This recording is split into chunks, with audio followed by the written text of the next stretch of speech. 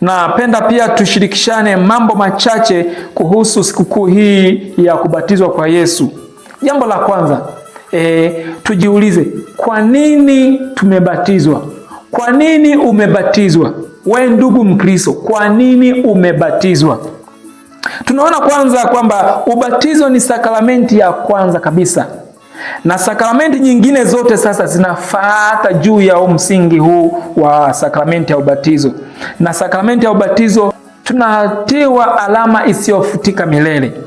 Kupitia ubatizo mtu anaingizwa katika maisha mapya, anaondolewa dhambi ya asili na kufanywa kuwa mtoto wa Mungu.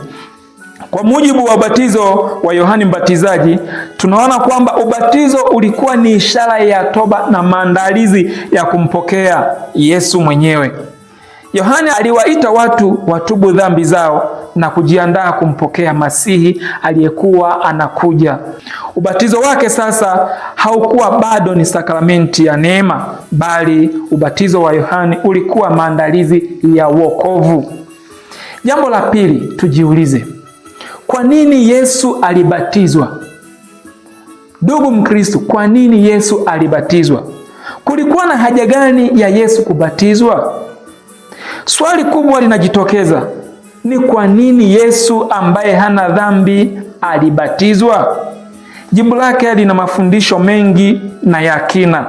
Kwanza tunaona Yesu alibatizwa ili kutuonyesha kuwa ubatizo ni hatua ya kwanza na ya lazima kabisa katika kupokea uzima wa Mungu. Kwa tendo hili Yesu anaweka mfano kwa waumini wote. Jambo la pili, tunaona ubatizo wa Yesu ulikuwa ni ufunuo wa wazi wa Utatu Mtakatifu katika kazi ya ukombozi, yaani udhihirisho sasa wa Utatu Mtakatifu. Roho Mtakatifu anashuka kama hua na mwana anasimama ndani ya maji ya mto Yordani.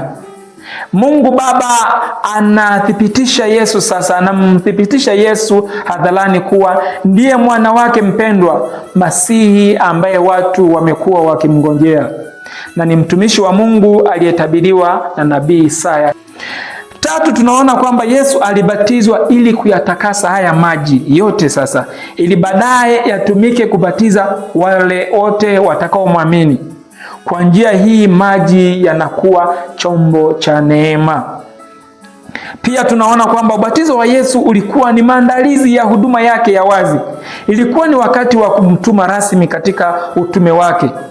Tunaona Roho Mtakatifu alishuka juu yake kama uthibitisho na nguvu ya utume. Pia tunaona kwamba Yesu alibatizwa kuonyesha mshikamano wake na wanadamu wenye dhambi. Ingawa hakuwa na dhambi ya asili, alijifanya mmoja wetu, Imanueli, akaonyesha huruma na upendo wake kwa ubinadamu wetu. Pia tunaona kwamba ubatizo huu ulikuwa ni mwanzo wa safari itakayompeleka Yesu hadi msalabani. Haukuwa mwisho bali mwanzo. Yesu mwenyewe anasema kwamba ubatizo wake halisi ungekuwa pale msalabani. Rejea Injili ya Mtakatifu Luka sura ya 12 mstari wa 50. Kifo chake kilikuwa ubatizo wa kweli.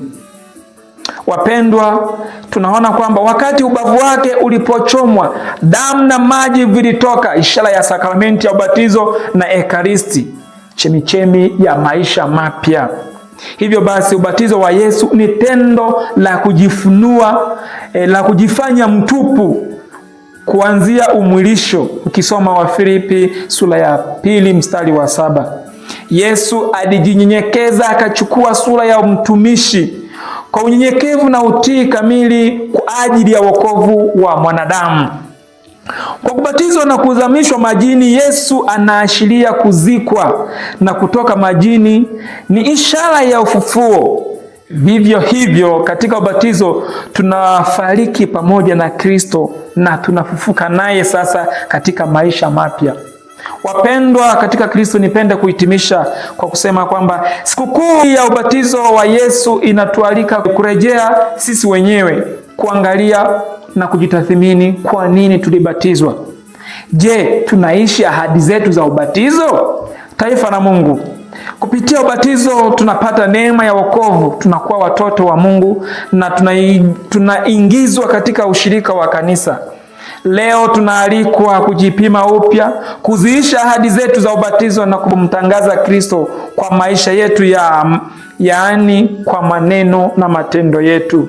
Kama Yesu alivyoanza utume wake baada ya ubatizo, nasi leo hii tunaitwa kuishi utume wetu kwa uaminifu zaidi, kama watoto wa nuru na mashahidi wa Injili.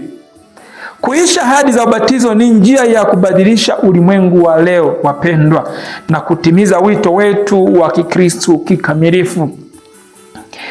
Mungu Baba, utujalie kuziisha ahadi za ubatizo wetu kwa uaminifu, tukitembea katika mwanga wa Kikristo na kuishi kulingana na mapenzi yako, kwa njia ya Bwana wetu Yesu Kristo.